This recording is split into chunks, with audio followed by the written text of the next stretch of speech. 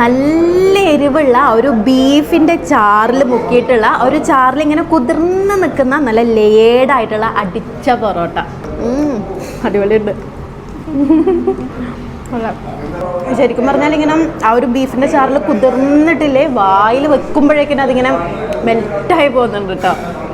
ഈ ഒരു കൂട്ടാനിൽ പതപ്പിച്ച ഒറോട്ടി കണ്ടപ്പോഴില്ല, ഞാൻ കുറേ വർഷം പിറകോട്ട് പോയിട്ടോ. ആ ഒരു +2 പഠിക്കുന്ന സമയത്ത് എൻ്റെ ഒരു ഫ്രണ്ട് ഉച്ചയ്ക്ക് കഴിക്കാനായിട്ടതാ ഇതുപോലെ പത്തിരി ഒറോട്ടിയൊക്കെ ഇങ്ങനെ ചിക്കൻ കറിയിലൊക്കെ മിക്സ് ചെയ്തിട്ടാണ് കേട്ടോ കൊണ്ടുവരിക. ഇരിക്കും അവൾ ആ ഒരു ചോറും പാത്രം തുറക്കാനായിട്ട് വെയിറ്റ് ചെയ്തിരിക്കും കേട്ടോ. അത് അപാര ടേസ്റ്റ് ആയിരുന്നേ. ഇതിപ്പോൾ ഇതെൻ്റെ മുന്നിൽ കൊണ്ടുവച്ചപ്പോഴില്ല, ആ ഒരു സ്മെല്ലടിച്ചപ്പോൾ തന്നെ ആ ഒരു പഴയ ആ ഒരു ടേസ്റ്റ് ഉണ്ടല്ലോ, എനിക്കിങ്ങനെ മനസ്സിലേക്ക് ഇങ്ങനെ വന്നുകൊണ്ടിരിക്കുക. ആ ഒരു ടേസ്റ്റ് വരുന്നുണ്ട് കേട്ടോ. എൻ്റെ വീട്ടിലുണ്ടല്ലോ രാവിലേക്ക് ഇഡ്ഡലി ഉണ്ടാക്കുകയാണെങ്കിലേ രാത്രിയിലേക്ക് ബാക്കിയുണ്ടെങ്കിൽ ഞാൻ ആ ഒരു ഉച്ചക്കൊക്കെ ഉണ്ടാക്കുന്ന ഒരു മീൻകറീൻ്റെ കൂടെ ആ ഒരു പൊളിയും ആ ഒരു എരിവൊക്കെ ശരിക്കും പിടിച്ചിട്ടുള്ള ആ ഒരു മീൻകറീൻ്റെ കൂടെ കൂട്ടിയിട്ട് ആ ഒരു ഇഡ്ഡലി കഴിക്കും കേട്ടോ.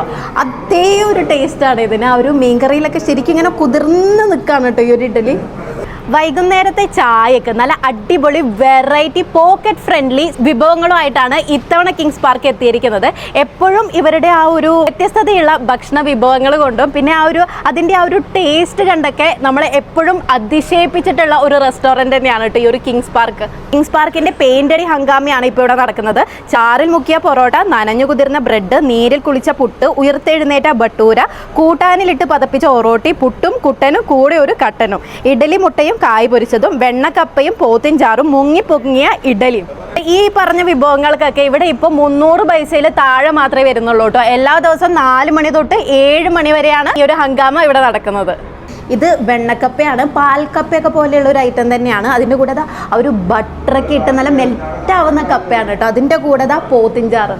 ഇതൊക്കെ നമ്മുടെ വൈകുന്നേരത്തെ ചായയുടെ കോമ്പിനേഷൻസ് ആയിട്ടാണ് വരുന്നത്. അതുകൊണ്ട് തന്നെ നമ്മൾ ഡിന്നറും ലഞ്ചൊക്കെ കഴിക്കുന്ന പോലെ അങ്ങനെ ഹ്യൂജ് ക്വാണ്ടിറ്റി ഒന്നുമില്ല. അതാ ഈ ഒരു ക്വാണ്ടിറ്റി ഒക്കെയാണ് വരുന്നത്. ഇത് കുറച്ച് വെറൈറ്റി ഐറ്റംസ് ആട്ടോ. ഇത് കണ്ടോ, മസാലയിൽ റോസ്റ്റ് ചെയ്ത മുട്ട ഇഡലി, അതിൻ്റെ കൂടെ പഴംപൊരി, പിന്നെ ഇതാ മാഞ്ഞാലി ഇടിയപ്പം, പിന്നെ ചീനവലയിലെ പൊറോട്ട. ഇതൊരു ചൈനീസ് ഐറ്റാട്ടോ. ഇതുണ്ടോ, ഇതിൻ്റെ മുകളിൽ മസാല ഉണ്ടോ.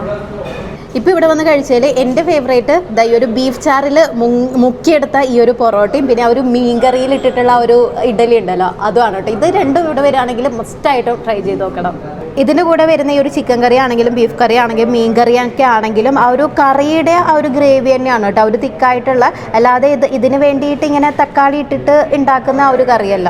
കിങ്സ് പാർക്കിൻ്റെ ലൊക്കേഷൻ ഗൂഗിൾ മാപ്പിലുണ്ട്. അപ്പോൾ നിങ്ങൾ ഈ ഒരു കിങ്സ് പാർക്കിൻ്റെ പുതിയ ഈ ഒരു പെയിൻ്റടി ഹംഗാമയിലെ വിഭവങ്ങൾ കഴിച്ച് നോക്കിയിട്ട് ഫീഡ്ബാക്ക് അറിയിക്കാൻ മറക്കണ്ട.